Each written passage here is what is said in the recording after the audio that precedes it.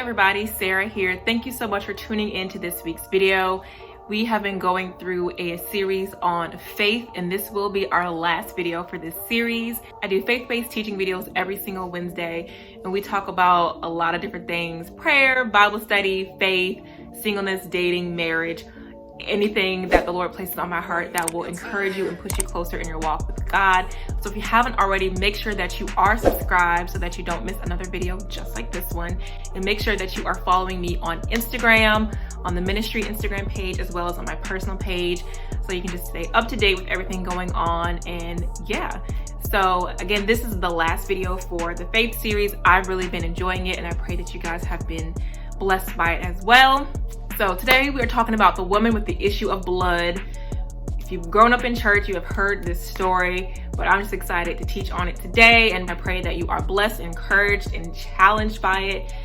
I'm coming out of Mark 5 today, and the interesting thing about this story is before the woman with the issue of blood, in verse 21, Jairus, who was a synagogue leader at that time, he came to Jesus and asked Jesus to lay hands on his daughter, who is basically dying.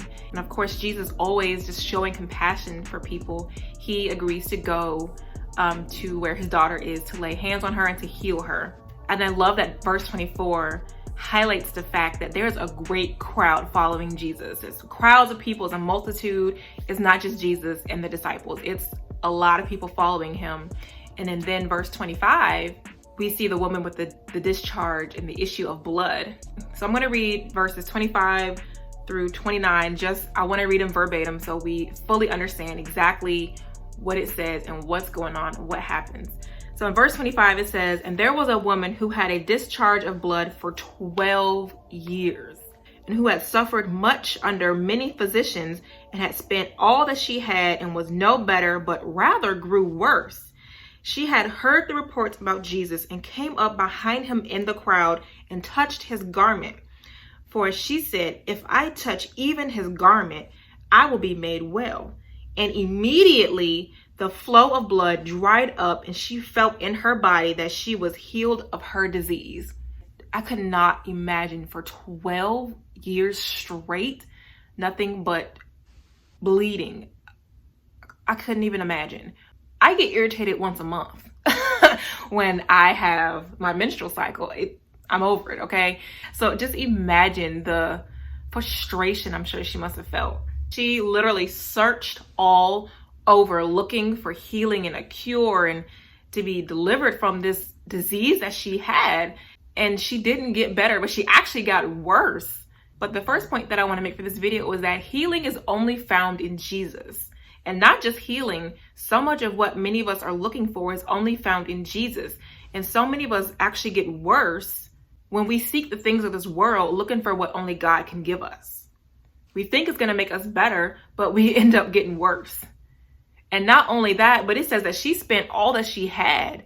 So not only is she physically getting worse than what she was when it first happened, or when it first, her period never stopped, but now she's broke. She has no money, and she is, can you just think of the frustration that she must have felt?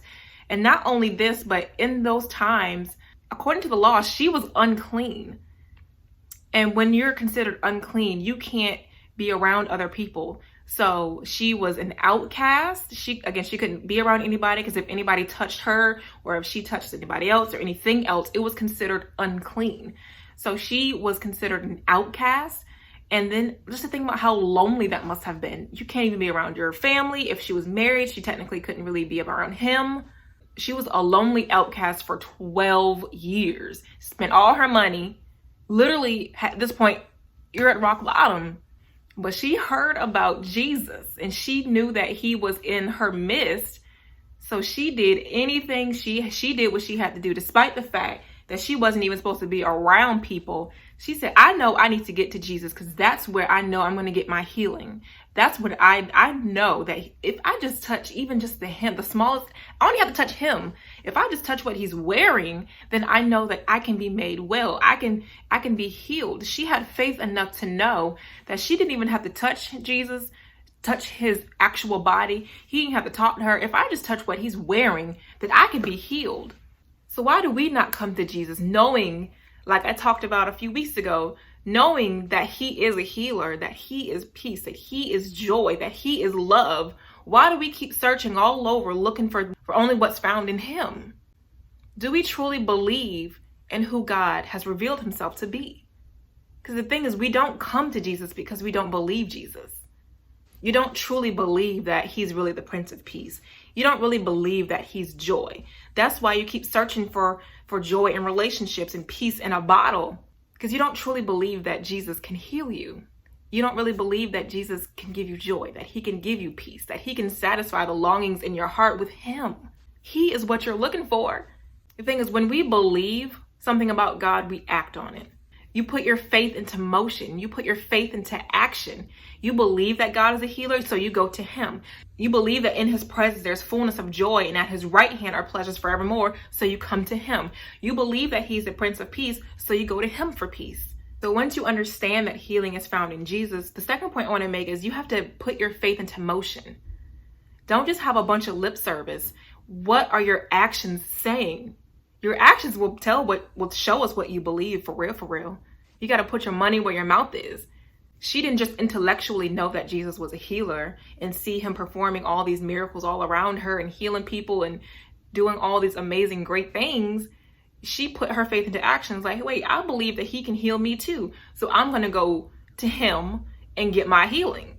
And again, remember that this woman is considered unclean and that there's a great crowd. There's probably hundreds of people crowded around Jesus, following him, trying to see what he's going to do next. So she is literally moving through this crowd, touching people. Again, she's unclean, trying to get to Jesus. She doesn't care. She is so laser focused on Jesus. She just knows that I'm about to get healed. She literally had a determined, made up mind. She didn't care what anybody would have said, or she was trying to get to Jesus. And I want to ask you, do you have such a made up mind, so determined, so laser focused on Jesus, you will sacrifice whatever it takes just to get to Jesus, just to get your healing, for joy, for the peace that's found in him and him alone, despite what people may think, despite what people may say, despite who sees you and what they know about you. Everybody knew this woman was unclean.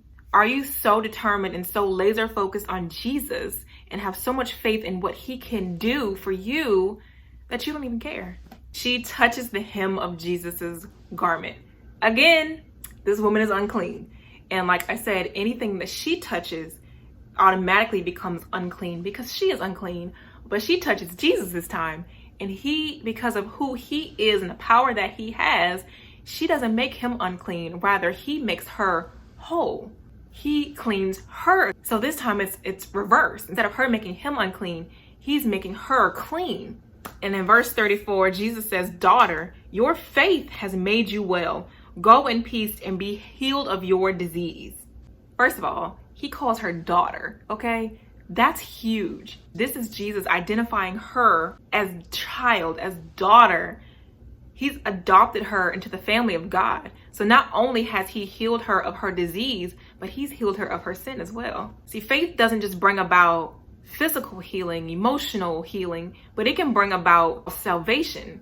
Ephesians 2:8 says, "For by grace you have been saved through faith, and this is not your own doing, it is the gift of God." So healing comes by faith, and joy and all those, everything that we need, it comes by seeking God in faith that he can satisfy us, that he can heal us, that he can give us joy and peace and all those things. But salvation is also by faith in God and God alone.